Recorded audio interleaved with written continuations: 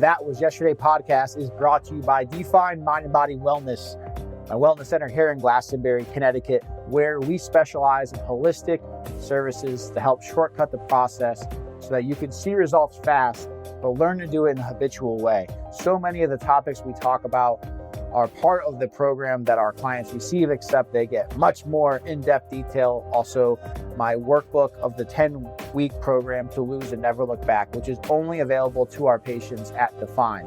If you are interested in holistic body fat spot reduction, or our pod to increase your metabolism, or our cold plunge, or our sauna, which is the best sauna in the world, that I promise you. I know that sounds biased, but you'll see for yourself. Please go to definewellnesscenter.com. You will be prompted to put your information in and make sure to mention podcast when you do, as you will be eligible for a bigger discount on our introductory services because you are a listener. Appreciate you. Have a great day and enjoy today's podcast. What's up, and welcome back to another episode of the That Was Yesterday podcast. I'm your host, Joe Carabasi, and today I am taking you through one of the live trainings from the Food Noise Challenge that I put together. And so there are 3 of those live trainings, and then in the Food Noise Challenge, which takes place in my online inner circle, if you will, training platform, there are daily small prompts as well as 5 to 15 minute audios with some light hypnosis to help reinforce these changes. So the lives that I'll be sharing here on the podcast are essentially the teachings that I did live.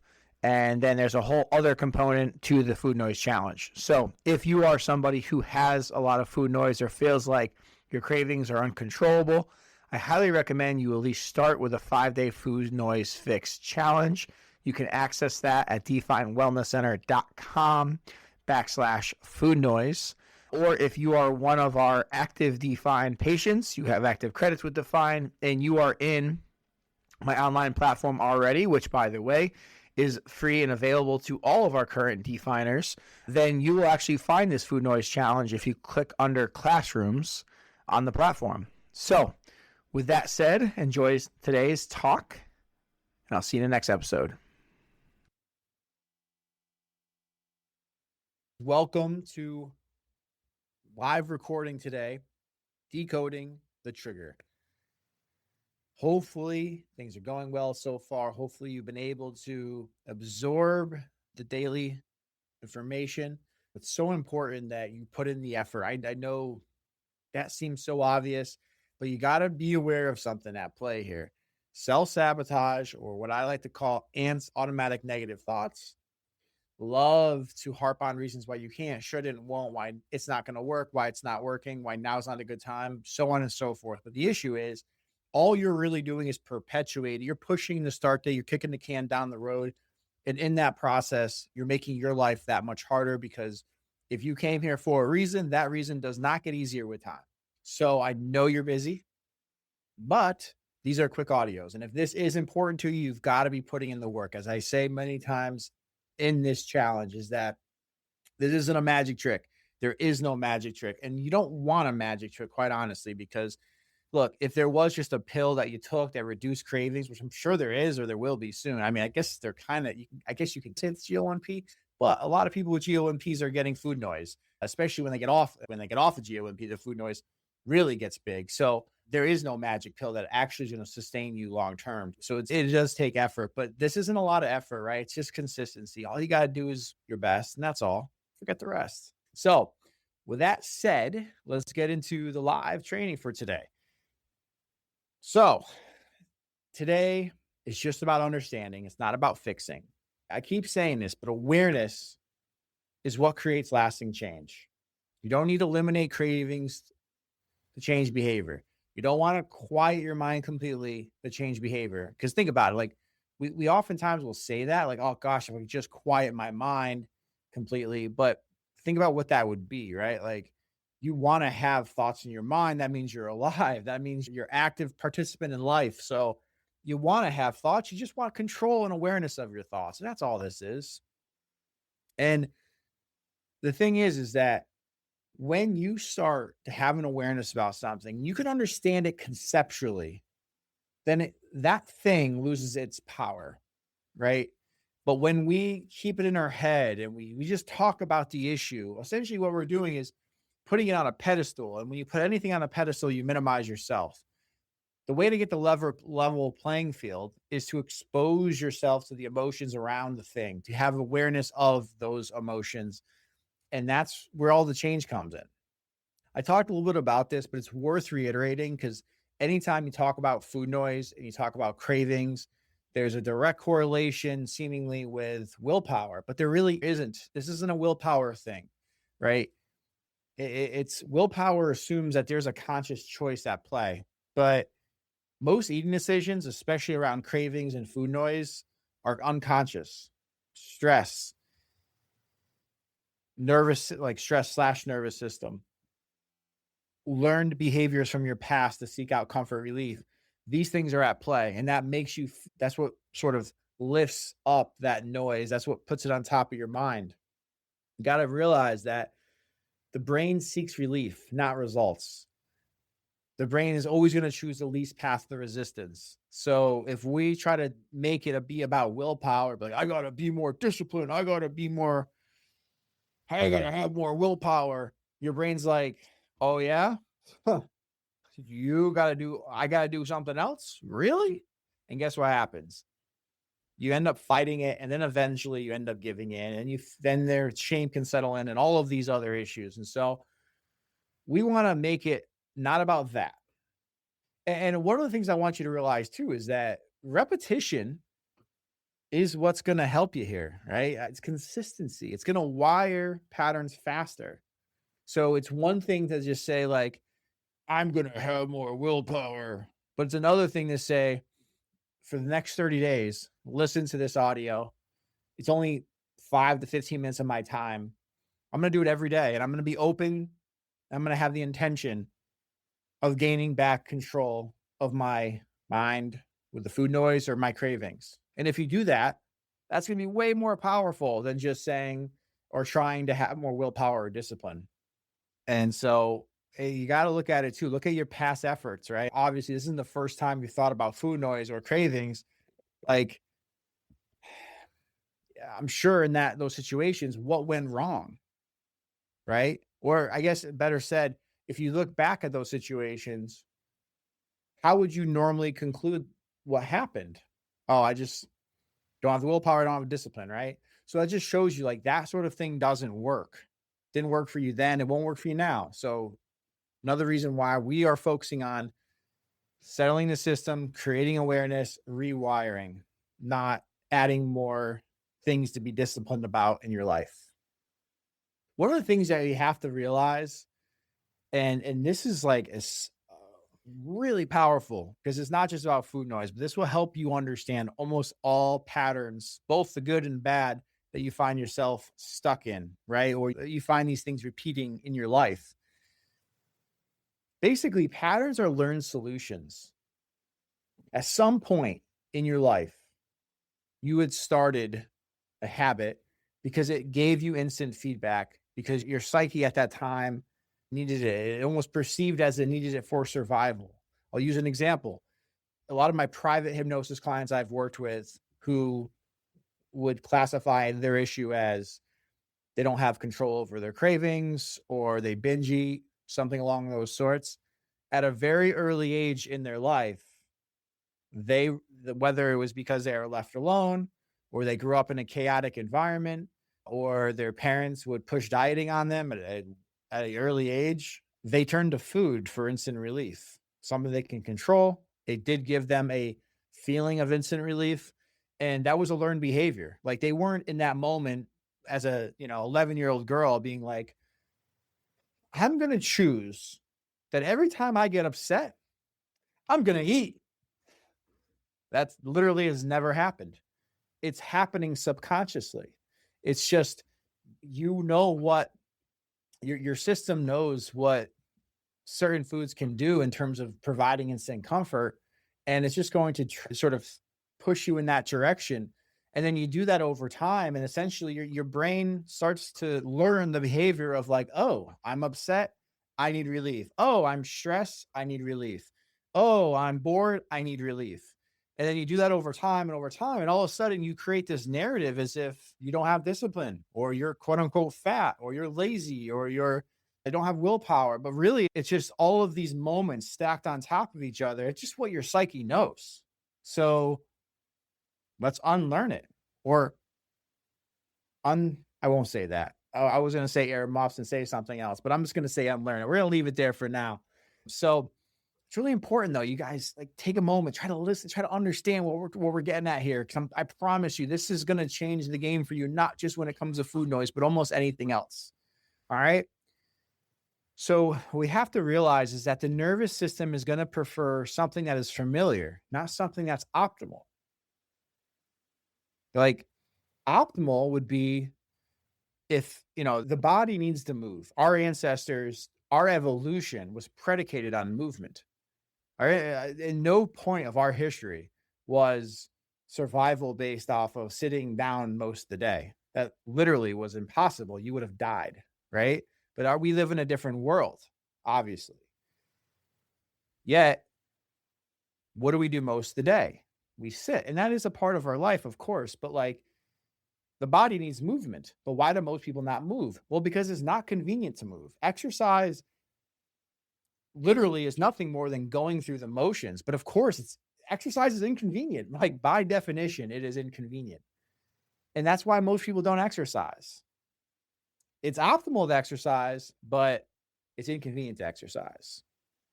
So the more we can start to understand these things, the more we can really take a step back, create awareness, right? And therefore change. And what we have to realize too is we're always up against self-sabotage. When people say things like, oh, I just wish I had the discipline he had or she had or whatever, I wish I had that sort of willpower.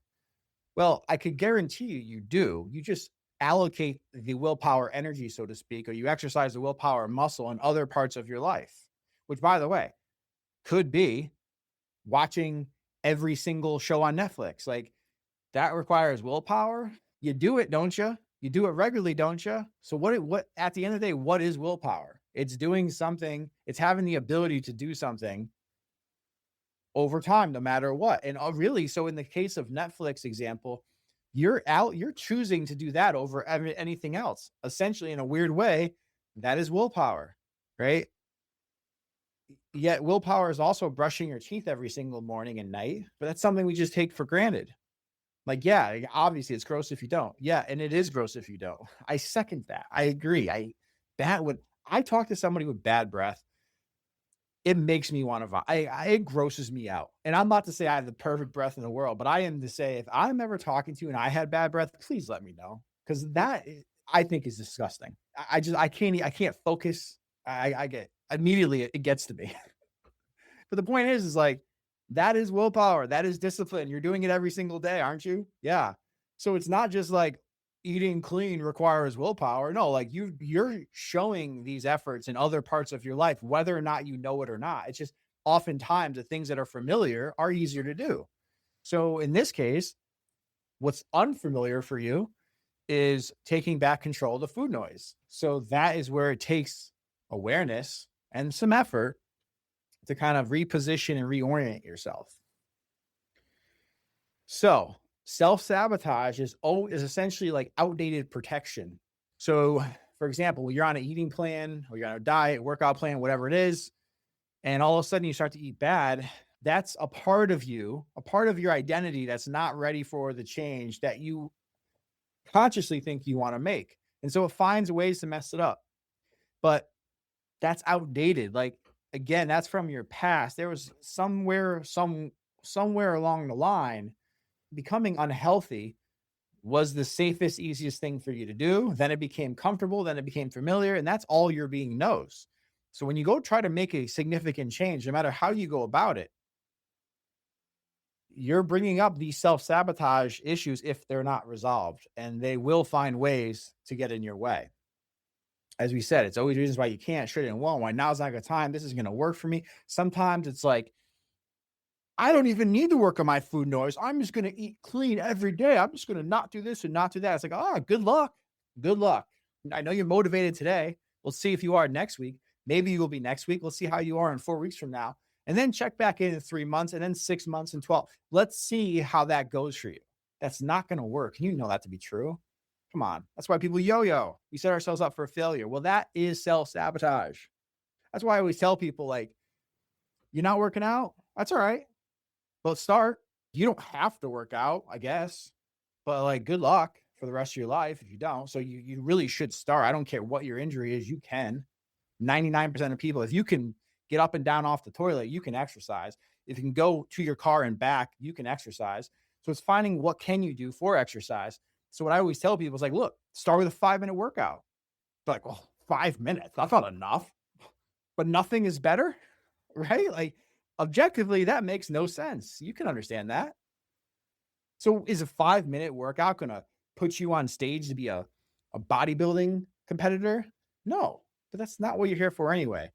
What it will do, though, is start to set in line the domino effect of intention, of effort, doable action, repeated over time, yields results. And if you just keep doing it, all of a sudden, weirdly enough, you went from having no time to exercise.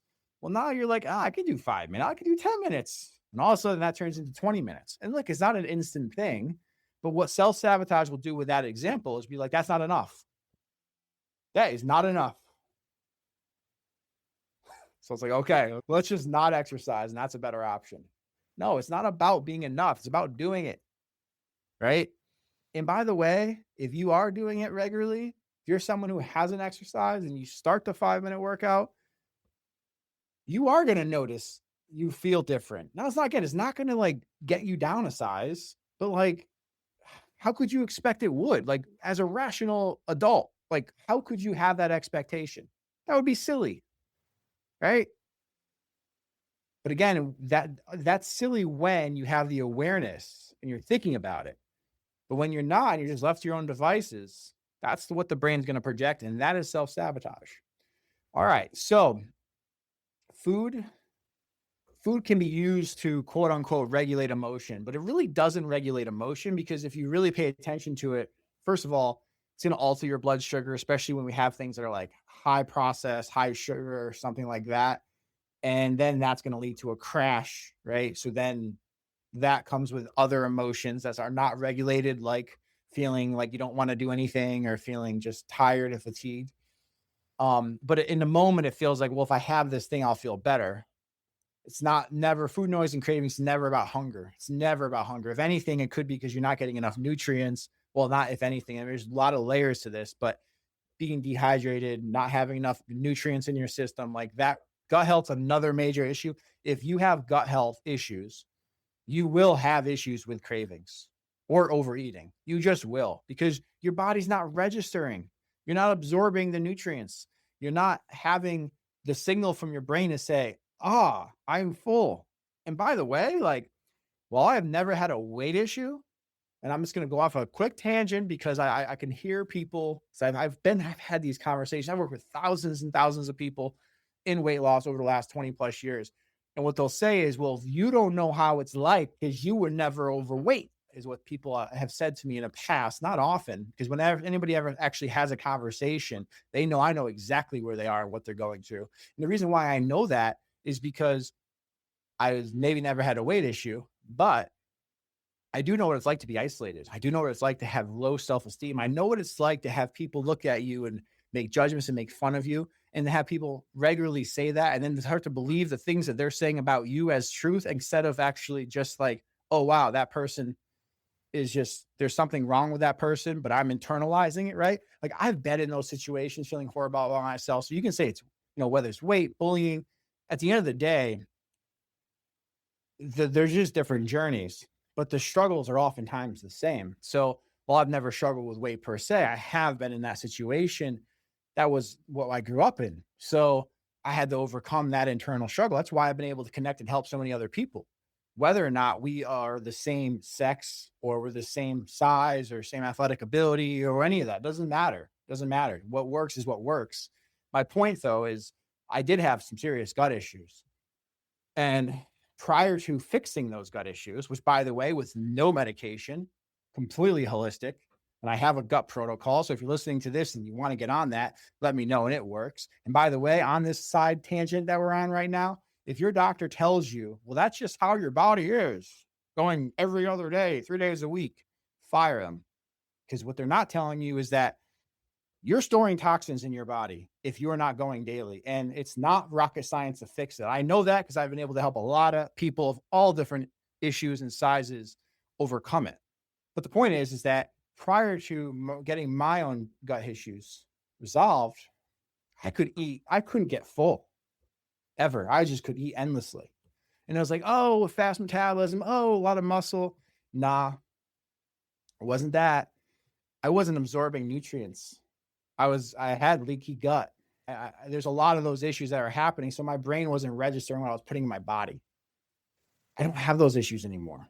Like not even close. Yeah, sometimes I eat more than others, but like that's really by choice or by calories or by energy output, not because I felt like I couldn't get full. It's a big, big thing. All right, moving on, baby. What we need to focus on here is you coming into this moment to understand what this looks like for you. So I want you to think about the following scenario, right? That when you have the most amount of food noise or when you find yourself giving into a craving, we've got to unpack that. So, like, what time of day was it? A lot of times it's night for people. Sometimes it could be there are other like if something happens during the day and you happen to find yourself, at a coffee shop and you see don't like, okay, that could happen. So whatever it is, like whatever it is for you. I've worked with some people who they would be driving on the highway and they felt like the car literally took control to go off the exit to go to a gas station to get their relief, right? So it could happen any time of the day, but what time of day is it for you? What state of mind are you in when it happens? Are you tired? Are you overstimulated? Stressed? What is it? So let's start to unpack this. Like look back at it, right? What's the trigger? What are you doing? Are you sitting down thinking about something that makes you feel upset? Did someone say something to you? Are you in the car? Are you cleaning up the kitchen at night? Like, what is it? What's the pattern? Is it snacking? Is it self-shame? Is it just getting stuck in your head and just sort of like having this internal negative dialogue? What is that pattern? And what's the payoff? In other words, when you have said thing, are you feeling relief in the moment, right? Obviously, you never feel like that hours later or the next day, but in that moment, you feel relief. Is it you feel control? What is it? What are you getting from it? Food isn't the problem. Now, that being said, it's outrageous when I hear people say things like, there's no healthy food. It's like, what? Yes, there is. Yes, there is unhealthy food. Like, that's the dumbest thing I've ever heard in my life. We can't be so sensitive that we can't have an objective conversation about health. Like, that's like saying, there's no drugs that are bad for you. Well, yeah, look, I had people who died in my family of addiction, multiple. It's really sad. But drugs are bad. Alcohol is bad. I know I drink sometimes, but like, let's call it what it is. It's not healthy for you. So like, let's just make sure we are having an adult rational conversation. There is unhealthy food and part of life is enjoyment. So you should be able to have this thing, but to say there's not unhealthy food is outrageous. Right. And if that's what you believe, this and nothing else is going to help you with your body. I can tell you that. There is unhealthy food, and you should allow yourself to have unhealthy food as long as you're in control and you're taking care of yourself. That's it. End of story. I digress. But food isn't the problem here. It's not. It's all an internal learned behavior. So your nervous system most often is asking for relief, what it comes down to. And once you can understand the pattern, the loop, you can change the experience. The problem is so often we try to fight the behavior. I'm going to be more disciplined. Doesn't work. You know it doesn't work. You've tried it before. It doesn't work. All right. So you're listening to this right now. If you are not driving, let's have a lot of awareness exercise here. we're not going to do anything like hypnotic. I just want you to settle in for a moment, ground your feet, just in, breathe in through the nose, exhale through the mouth. And I want you to recall a mild craving. It's just the last time you've had a craving. I want you to notice where it's felt. Like, is it is in your heart? Is in your stomach? Is it in your head? Like, I don't mean in your head. Like, where are you? Like, where's that emotion? Where are you registering that emotion from? Is it like you're like you thinking about it, or do you feel it? Do you feel like you urge to do something?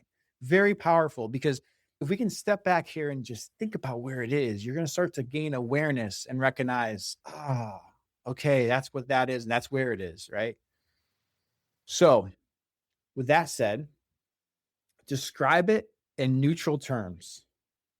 In other words, like, what's the size of the thing that you want? How fast do you want to eat it? How far you are from it? Where do you find it? What's the intensity feel like? Is it intense feeling? Is it mild? Like, just objectify it by literally just describing what it is without emotion. And if you're having a hard time doing this, think about it as if my friend told me they had XYZ craving, and then describe and what that craving would be as if you were trying to help your friend through it. That's going to help you find objectivity. And just start to notice what's happening when you're observing without reacting. Like, in this moment, the craving's likely not there. You don't have that urge. But again, when you do have the urge, the craving, the food doesn't change. Still made up from the same place. It's just now you have the awareness. So it's less powerful. So if we're following a challenge, today's audio is a submodality work where we're basically, so your brain responds, the brain responds to sensory input. So when you can change perception, you can change response. So oftentimes, like, I don't have control. Yeah, of course. If you feel like there is something that you don't have control over, guess what? Do you think you're going to have control over it? No. Which, by the way, a part of this is how you talk about things. So often I hear people say things like, I don't have control. I don't have willpower. I can't. Oh, well, of course. Like, you're reinforcing to your psyche. This is what you do. Your subconscious mind is only going to focus on what you put in it. And if that's what you say aloud, goodness, what are you thinking about? And again, that's not like there's nothing wrong with you. You're a human and we all have these things. But the people who are able to regulate them do so with intention. They don't just wake up and be like, I'm good to go, right? There's no magic trick. We've already been over this. So the submodality is really about changing the perception, the relationship between the thing that you crave or think about, which, by the way, doesn't have to be a craving. It could just be the thought of food in general. It's just gaining a control of that through minimizing it. And you'll hear that in today's audio. So make sure you listen to it. It works really well. Again, nothing is instant. You got to put the work in. You got to listen to it. You got to show up. You have to have the intention for it to get better.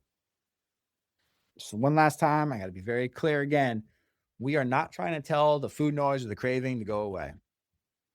We're just changing how it shows up and how you show up. That's all.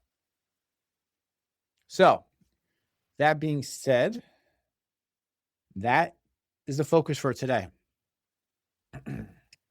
Hopefully this was helpful. If you have any questions, let me know.